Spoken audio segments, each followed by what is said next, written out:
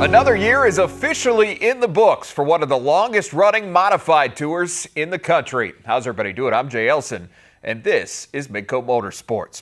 The 33rd annual Dakota Classic Modified Tour headed for home late last week, completing its 500-mile circuit around North Dakota with Thursday's grand finale in Mandan.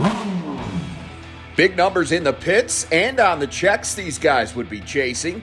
Of course, the overall war was much bigger than the battle on Thursday, which was certainly what points leaders Trent Granger and Tom Berry Jr. were thinking about to start the night. Granger would get his chance first. The driver out of Sickiston, North Dakota, had himself a 20-point cushion coming in. Second place running Shelby Williams on the pole for this one, with Granger starting ninth. Williams looking to complete the double at Dakota after winning Wednesday's race as well, but Rob Van Mill hot on his heels from the jump. 10 laps in now, Granger battling in the pack with the 2M of Angel Munoz and the 20F of Dalton Flory hanging around in 10th place, but that was going to be good enough for him. A caution would bring the field back together, and on the ensuing restart, the 17 of Austin Day gets a good run going on the outside. Day manages to make the pass, but another caution cancels it out. Williams and Day would end up battling it out hard over the final 5 laps, but Williams would not let this get away. The Texan takes home his second checkered flag of the tour, but it wasn't quite enough to unseat Granger. He finished 5th to clinch the 2022 Dakota Classic Mod Tour Stock Car Championship. Like I said, I was just happy to make the show every night and to win, the points deal. It's crazy. It probably won't sink in for a few days, it's unreal. All eyes were on Tom Berry Jr. after that, especially with the $750 bounty that was offered up to anyone that managed to spoil his bid for perfection. Berry had a leg up from the start, though, the 11X on the pole for the night's 30-lap feature, and Berry clearly intent on finishing what he had started. Great jump at the drop of the green flag, and he would immediately start to pull away from the field. At the halfway point, Berry just cruising through lap traffic with no one anywhere near his pace. A caution would slow that roll with 14 to go, giving the 08 of Dakota Sproul and the 14T of Travis Hagen at least a bit of a shot, but those guys were just racing for second. Hagen settled in there, but this was all about Tom Berry Jr., the driver out of Des Moines, Iowa, sails to his 6th straight win to make Dakota Classic Mod Tour history as the first to sweep the entire week.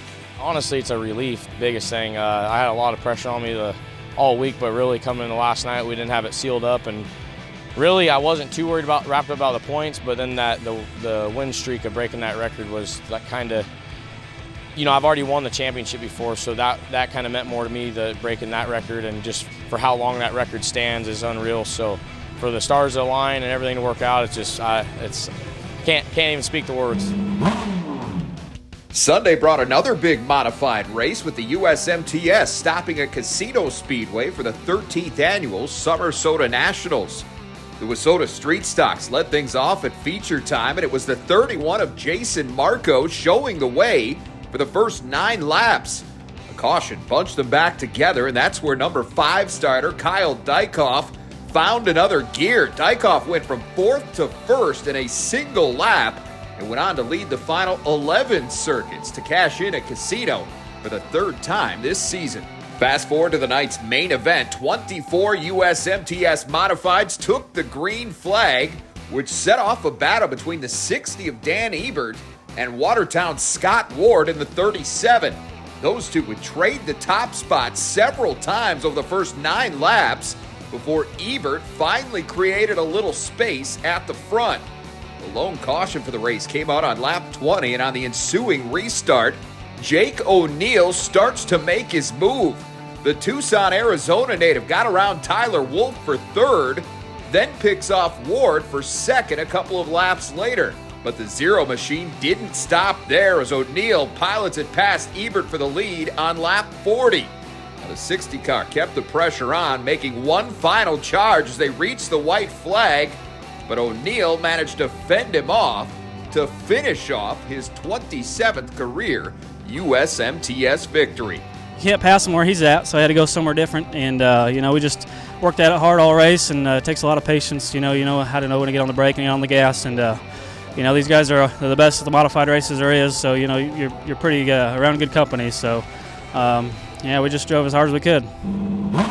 Lots of special guests at River Cities on Friday with both the World of Outlaw Late Models and the IRA Sprints visiting Grand Forks. We'll recap the action from the legendary bull ring after this. You're watching Midco Motorsports, presented by My Place Hotels.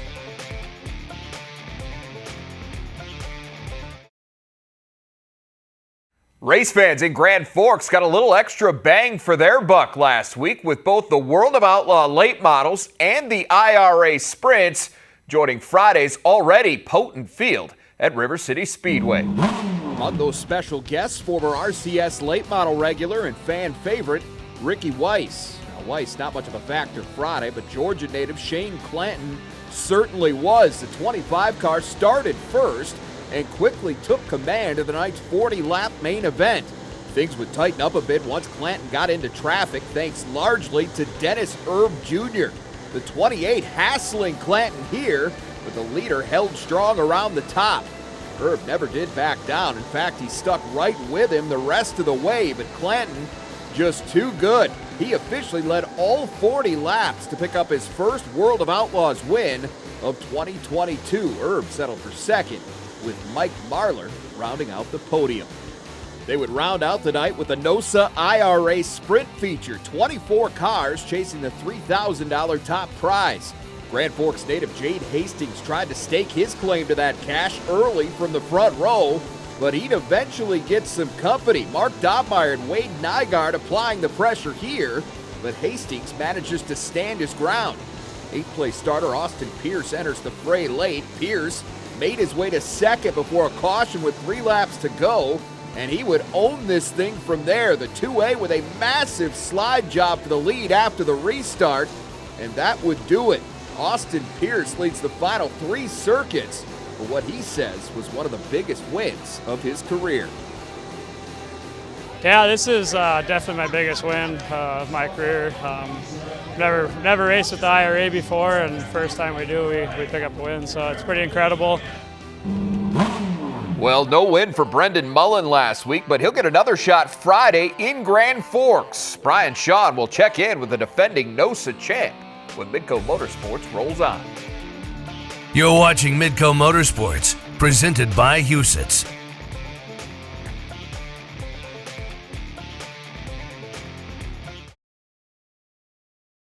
After etching his name into Northern Outlaw Sprint Association history in 2021, Grand Forks native Brendan Mullen is now focused on joining the series' short list of repeat winners.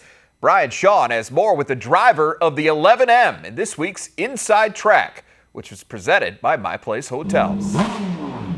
All right, thanks so much. Here with the 2021 defending Northern Outlaw Sprint Association champion. That is Brendan Mullen, the 19-year-old out of right here in Grand Forks, and also the only driver that I've ever seen park their car on top of a fence, which was at a World of Outlaws show a couple of years ago. I'm sure you still hear about that. All the time. Everywhere we go, it's like, hey, are you that kid that was parked on the fence? I'm like, yeah, that was me. It was a real crazy deal, and we had a ton of people come by and take pictures, and everywhere I go still, people remember it. What do you remember from that? Just when you flip a sprint car, it's kind of a deal where you want to just hang on, shut your eyes, and wait for it to stop. And I remember it stopping, and I was looking down at the infield like, oh, this is not good type of deal, and shimmied down the fence, and there was a ton of fans already there, and they didn't know whether or not to stop the race and try to get the car down. They ended up just leaving it up there. So I said maybe they should have just kept it, and River Cities could have replaced the one they have on the pole out front. Yeah, that's right. They got the one up front. They could just taken that and put it up there. Defending champion, as an 18-year-old, you won this title up here at NOSA. You know, guys like Wade Nygaard, Mark Dobmeyer, Jade Hastings, all these guys have been racing for a long time. What was it like for you to win a title at such a young age? It was really fun. I mean, it was pretty special for me to get my name on that trophy, having seen it in Wade's deal all the time as a young kid, and just watching so many NOSA shows and knowing all these guys and being in the pits for all these different shows around this area, and to win some of those too was just really special for me, and to get my name on that trophy was a lot of fun. And, you know, you're still a pretty young guy, but you've been in the car for a while now, and you got into it really young. What was it like getting used to driving a sprint car as a 14, 15-year-old kid? It was a lot of power and probably a little bit more than I could handle at the time, and that showed through a little bit. I mean, to find that limit, you got to go over it a couple times, but it was a ton of fun. I mean, a lot of people were really amazed when I was young, but it was just kind of like it was the next stepping stone for me, so it wasn't anything too extreme, because I actually did get to hot lap Wade's car one night in Greenbush, Minnesota, and then it was kind of a deal where Wade wanted me to just because he wanted to see what I would do in it, and it went really well, and we were not very far off lap times with the rest of the field, so that winter we got sprint cars, and that was the beginning of it. Yeah, and it's been that way ever since. The development in a sprint car, it takes a while. You need time behind the wheel. You need to go through all this. What was the biggest challenge for you developmentally going through this? Just really getting comfortable at that speed with the open wheel stuff. I mean, it's really hard to, you can see where you want to have the car, and to put it there are two different things. So, I mean, car control is just it's a never-ending process of getting better with that. Some expensive lessons along the way? Very expensive lessons. How do you feel like your season's going so far here in this 2022 summer? Honestly, I've been a little bit disappointed, and I'm probably for no reason other than I'm expecting too much of myself, but it's just been a deal where the wins haven't been there. We've had speed all summer, and we're right there in the points championship again, so it's just kind of a deal where I'm waiting to get that first win and get the monkey off my back. And there's guys that it's been a little bit more stout through the field this summer. I mean, we have Thomas Kennedy coming down every week, and he's always fast, and just stuff like that where I feel like I should be winning more, but maybe I need to just kind of relax and let things come to me a little bit better. Yeah. You've been in a sprint car for a while, but you started at a young age with a go-kart, and then you kind of worked your way up. How did you get into it initially? Well, initially my grandpa had owned Wade's car, and he'd always been into racing, and I'd watch NASCAR with him on Sundays, and we would go to races and stuff. We'd always go to the Knoxville Nationals as a kid and stuff like that, and I just had a friend, Will Howard, that was racing go-karts, and I decided I wanted to try it and got into it with him, and it was just a ton of fun, and I never quit. You got in the lightning sprint, and you're on a sprint car. Goals for this season and beyond? I mean, how far do you want to take this? You still got a lot of years to go here behind the wheel, potentially. Well, I'd love to go tour racing at some point, and for me right now, goals are just to keep knocking off race wins and do my best to be consistent and try to get better every night. And how much has it helped you, not only racing here in Grand Forks, but also down at Huset's weekly and whatever other shows you can find around the Midwest? Immeasurably. I mean, Huset's it's a whole different beast. That place, it's a lot like Grand Forks, but it's a lot more narrow, and that wall jumps out of nowhere. So I think it's kind of a deal where just racing different tracks and stuff really lets you relax no matter where you go, and getting comfortable no matter what track surface or size you're on. I'm a little bit slow yet on a half mile. I haven't done a ton of that, and we're looking to get a little bit more experience at Knoxville and some places like that, but it's been a lot of fun. Well, we appreciate you taking the time, Brendan, and we'll see you down the road, and I'm sure we'll see you in victory lane soon. Thank you.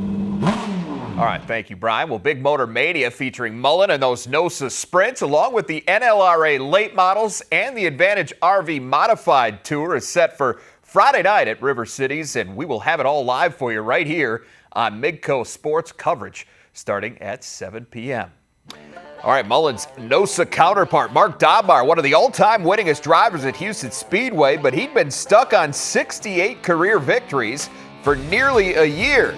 That drought ended Sunday, and we'll show you how next.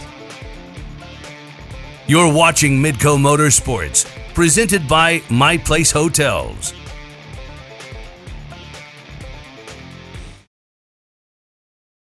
The Houston Speedway Hall of Fame welcomed its newest members over the weekend. There were 5 honorees in total, including one of the track's former owners, Steve Rubin, and Jay Major, who founded and continues to operate MedStar Race Rescue, which is considered by many to be the preeminent dirt track safety team in the country. Rubin, Major, and the rest of the class of 2022 were honored during the 25th induction ceremony Sunday night in Brandon. When it was time to race, the 305 sprints rolled out first, and off the initial start, Logan Kafka outdueled fellow front row starter Andrew Sullivan to lead the opening lap. Those two would stay 1-2 for the first 7 trips around, but just after the first restart, number 10 starter Dusty Ballinger is charging hard. Combine swiped the silver spot, and moments later he gets Kafka as well. Another caution would slow the 2D's momentum a bit, but it really just delayed the inevitable. Ballinger, who was DQ'd after a win the previous week, gets a little redemption as the defending track champ goes on to celebrate his first official win of 2022 at Huset's. The late model street stocks were next. Pole setter Aaron Foote held the point early on, but this ultimately proved to be a two-horse race between Eric Mosier in the 1M and the 71 of Zach Olivier. Mosier drove to the lead on lap 7, but Olivier was coming on strong after starting 11th. Lap 10, Olivier has him dead to rights, but the caution lights come on just before the lap was complete. That kept Mosier up front for the restart, but the battle picked right back up from there. Olivier tried a couple more times to overpower Mosier, but the 1M was having none of it. Mosier fought off every challenge to earn his second win in as many starts at Huset's this season. Mark Dobmeyer had gone nearly a year without a win in Brandon, but he had a great shot to end that drought after drawing the 1 for the night's 410 sprint feature. The story at the start, however, would be Caleb Johnson. The 22K was absolutely flying, with Johnson steamrolling into the back of the field within the first few laps. But that traffic would tell the tale. Lap 15, disaster strikes as Johnson clips a back marker, sending both cars into a tumble. Each of those drivers would walk away uninjured, but Johnson's bid for his first career 410 win was over. His loss would be Dobmeyer's gain. Dynamite inherited the lead for the restart, and he wasn't going to let it get away again. Dobmeyer dominates the rest of the way to secure win number 69 all-time at Houston Speedway. It had been a little bit. You know, we had to take a year off there for my back injury, and then we got going. We had all kinds of ideas we wanted to try. We were putting all kinds of stuff at the car and trying things, and we were able to pick off that big win just a few races in and had good speed last year. And came this year, and, you know, we were just kind of average. You know, we had glimpses of speed, but we weren't quite getting where we needed to be. So we've been constantly changing stuff on the car. The crew's been working harder and harder, and we're finally getting our stride, you know, a little past midseason now, and now we're getting this thing rocking and rolling. So we're hoping to click a few more off here and there. Huset's would be buzzing again Tuesday, this time for the Lucas Oil Late Models, which visited for the first time in series history. As they rolled to green for their 40-lap feature, Texas native Tyler Erb barrels through the high side of turns 1 and 2 and into the early lead. After a caution, points leader Tim McCready started to apply some heavy side-by-side pressure, but Erb stayed true to the top to keep the 39 in check. He'd get a new challenger on the next restart. Ricky Thornton Jr. zips from 3rd to 1st, and while Erb tried to counter, RTJ prevails. Thornton would stay out front for the next 17 laps, but that's where persistence finally paid off for McCready as he gets around the 20 RT for the lead. McCready had to ride out one last caution with 7 to go, but that was not a problem as he goes on to claim his 4th Lucas Oil win of the season.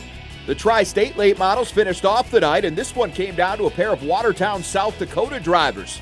Trevor Anderson took control early from the front row, but the 20 car gets some company with 4 to go. Morgan Ward Gross actually gets around Anderson briefly, but he would counter in a hurry, and while things stayed tight the rest of the way, Anderson closes it out for his first career late model victory. John Lamberts is paying homage to one of his favorite racing memories in 2022. We'll share the meaning behind his new look 12L when we come back. You're watching Midco Motorsports, presented by Huset's.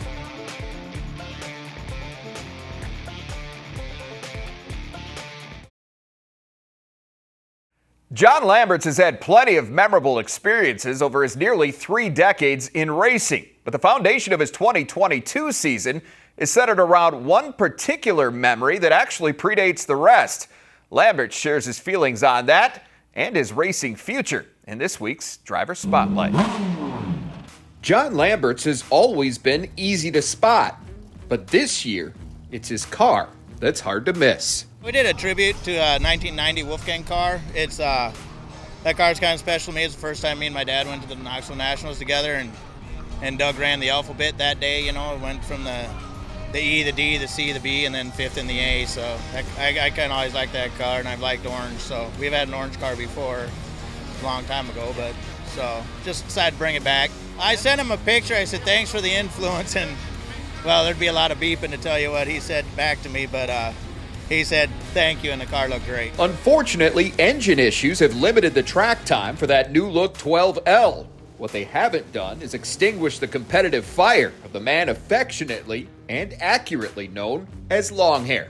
I want to win every night here, you know, whether it's a heat race, hot laps, whatever. I want to see my name top of the board. That's why we do this, and yeah, we want to win. That's why we bust our butts in the shop, and you still learn. I mean, every time we hit the track, you got to learn, and I don't know anybody out there that's so cocky that they don't think they're learning something every time out. Now in his 28th season, Lamberts has 6 total victories at Houston Speedway, with half of those coming in his Race Saver Sprint. As for how many more might be in his future, that's a matter of mind and body. It's a little bit harder to get in and out, you know. I'm not quite as bad as sides yet, but my hips and my knees hurt. I've had 2 surgeries on my left knee, and nothing related to racing, just working construction your whole life, but I'm still having fun. I figure when I'm not, I mean, the maintenance and the daily grind on these, and now having 2 cars is not as much fun as it used to be, you know. I don't miss the drive to Knoxville every Saturday, I tell you that, or the drive home to get here to race on Sundays, but as soon as that push truck hits me and, you know, my heartbeat goes up and you're ready to go, so yeah, when that goes away, I'll be done. All right, well, that is going to do it for us for this week. For Brian Shawn, our producer Levi Vanderwady, I'm Jay Elson. Enjoy the races, everybody. We'll see you back here next Wednesday night for another episode of Midco Motorsports.